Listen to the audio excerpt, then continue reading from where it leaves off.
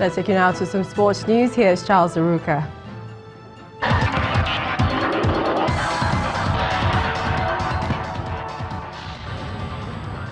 Thank you, Millicent, and welcome to Sports News. Rivers Angels have emerged champions of the 2018 AITEO Cup after beating neighbours Ibom Angels 1-0 in the women's final.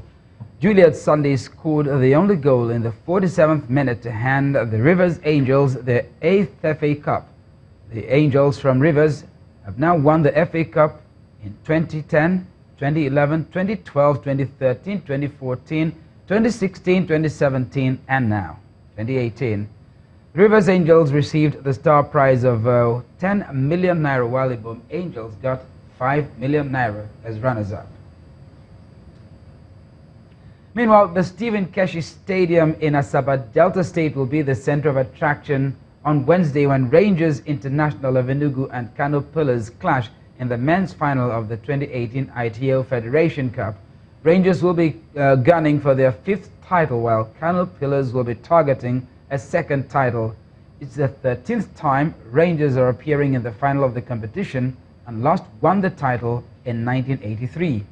Kano Pillars have won the trophy once, edging out Lagos Dynamos 2-1 in the final in 1953.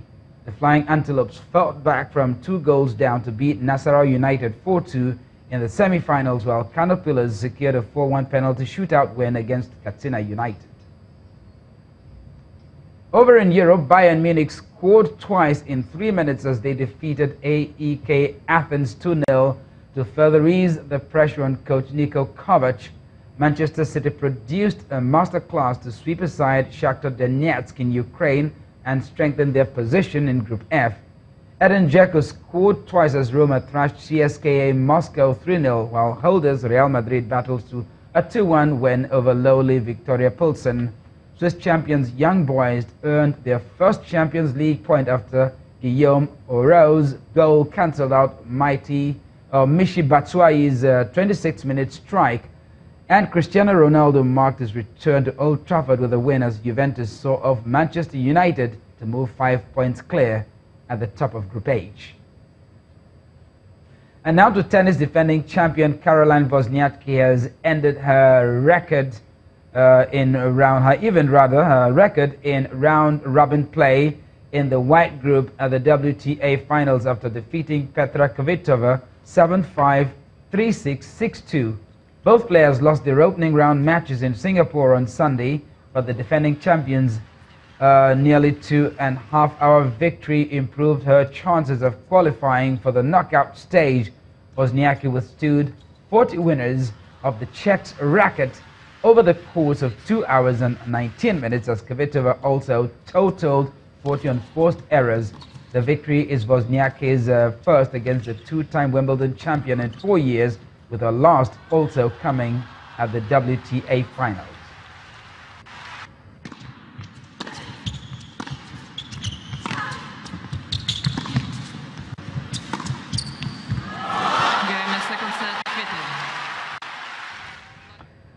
And that's it on Sports News. It's back to Millicent with the rest of the news at 10.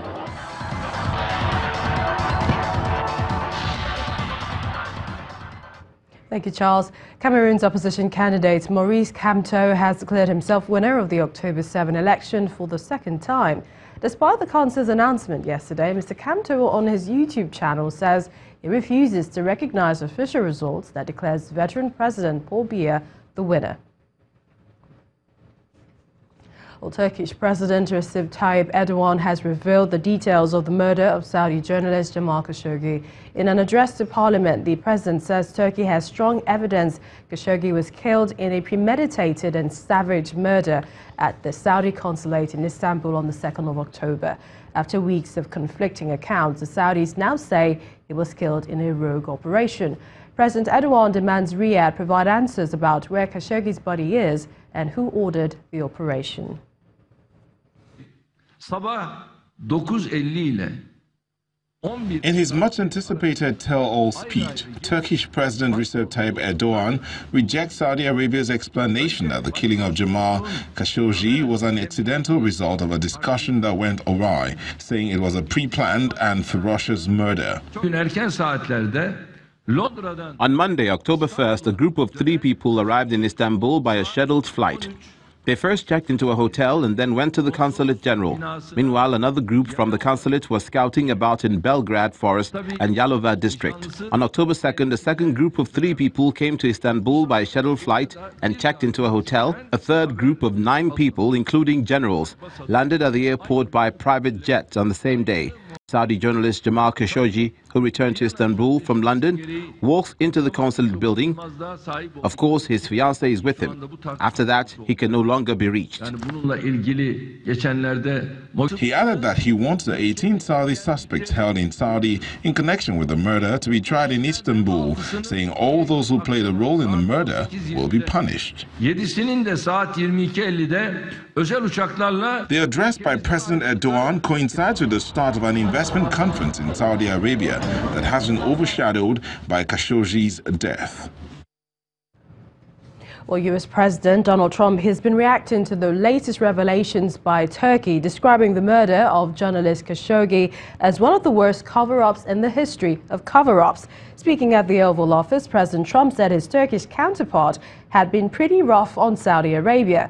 But when asked if he believed Mr. Erdogan, President Trump said he wanted to see the facts first. And the main news again. Nigeria and Benin Republic today stepped up efforts towards ensuring an effective border security surveillance between them as Presidents Muhammadu Buhari and Patrice Talon inaugurated the newly built Semikrake border post.